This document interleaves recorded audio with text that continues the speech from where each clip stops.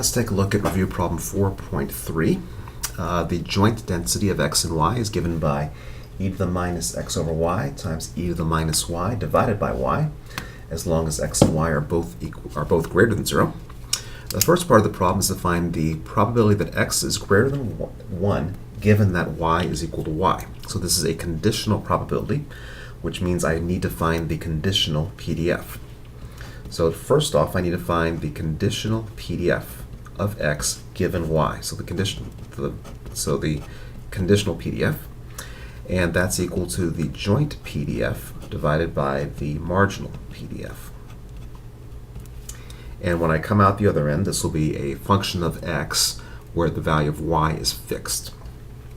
So the joint density is given in the problem. I need to calculate the marginal density.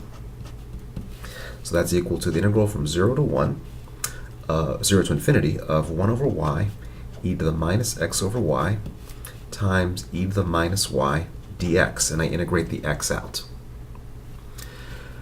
Okay, now to do this, I recognize that I can write this as, well, I can do the integration with respect to x. Another way to do this is to write this as e to the minus y, integral from 0 to infinity of 1 over y e to the minus x over y dx.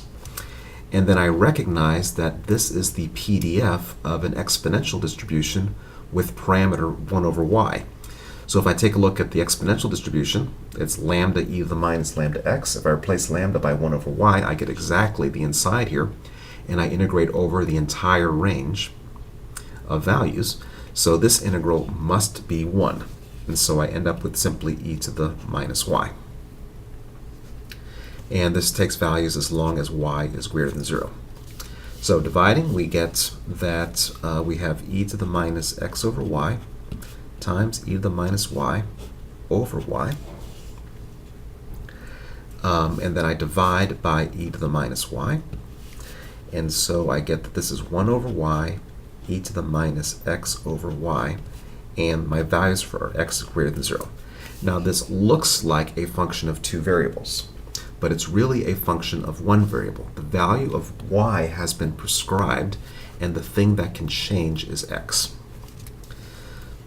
Okay, now again, I recognize this is exponential, but let me do this directly. The probability that x is greater than 1, given that y equals y, is therefore equal to the integral from 1 to infinity of 1 over y e to the minus x over y dx.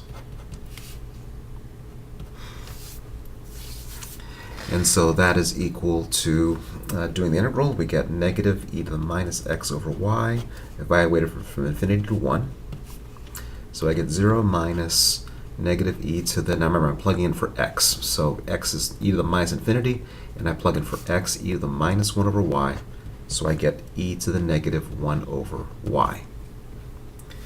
And the thing that comes out is a function of the parameter y here. Okay, part 2, find the expected value of x given that capital Y is equal to y.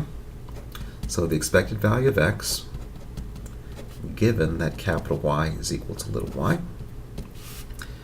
So that's going to be the integral from 0 to infinity of x times the conditional PDF, 1 over y e to the minus x over y dx. Now I can recognize this as the mean of an exponential distribution. For the sake of practice, let me just go ahead and do the integration by parts. I get negative x e to the minus x over y from infinity to 0. Then minus and minus becomes plus, integral from 0 to infinity e to the minus x over y dx. And then this part becomes 0. Polynomial growth loses to exponential decay. If I plug in 0, I get 0. Doing the integration here, I get y times e to the minus x over y, or negative actually, from infinity to 0. And the practical effect is I get y all by itself. So the expected value of x, given that capital Y is equal to little y, and I could have recognized that because this is an exponential distribution with parameter 1 over y, And so the mean is the reciprocal of 1 over y, which is just going to be y. I'm sorry that came off the screen, so let me say this all over again. The expected value of x given y equals y is going to be this integral, and I do the integral and I get y when I come out the other end. Okay, so that is the expected value of x given that y equals y. Now, part 3 says use the formula expected value of x is equal to the expected value of x given y to calculate the expected value of x. Okay, so the expected value of x given y. Well, I know that the expected value of x given that capital Y is equal to little y is equal to y, so summarizing the expected value of x given y is just y all by itself. If capital Y is equal to little y, then it's little y. So if I just ignore that, the capital value of x, expected value of capital value of x given y is equal to capital Y. So the expected value of x given capital Y is just, I can replace that with capital Y. And this is a funny thing. The expected value of x given a random variable is a random variable itself. So the expected value of this random variable is going to be equal to 1, because I know up here that the marginal density for y is exponentially distributed with parameter 1, and so the expected value of this will be 1 over that parameter of 1, which is 1. So that's the expected value of x.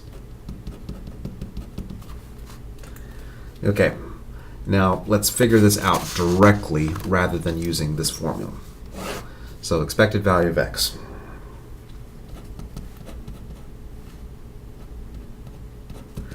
Well, that's going to be equal to the double integral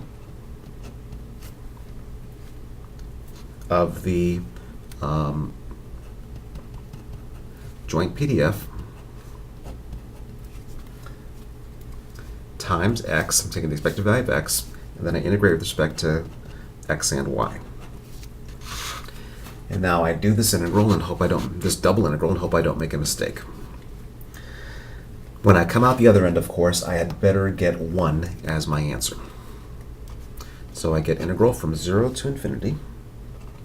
Okay, let's see. So let's get all the y's outside of this first integral. So e to the minus y over y, integral from 0 to infinity, x e to the minus x over y, dx dy. And to make things simpler, actually, we're going to keep the over y in here. So that's going to be integral from 0 to infinity, e to the minus y, times, if I do the integration by parts, I get negative x e to the minus x over y, evaluated from infinity to 0, plus the integral from 0 to infinity of, that's minus became plus here, I have e to the minus x over y dx. And then this whole thing gets integrated with respect to y. Okay, so doing this integral here, we get integral from 0 to infinity, e to the minus y. All right, I'll plug in on the next step, negative x, e to the minus x over y. Then doing this integral with respect to x, I get negative y, e to the minus x over y.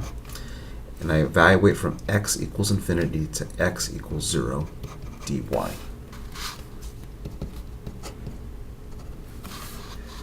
Okay, if x equals infinity, polynomial growth, exponential decay, that dies out.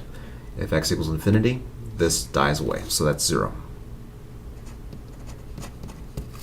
Plug in x equals 0, this goes away. Plug in x equals 0, I get e to the 0, which is 1, times negative y.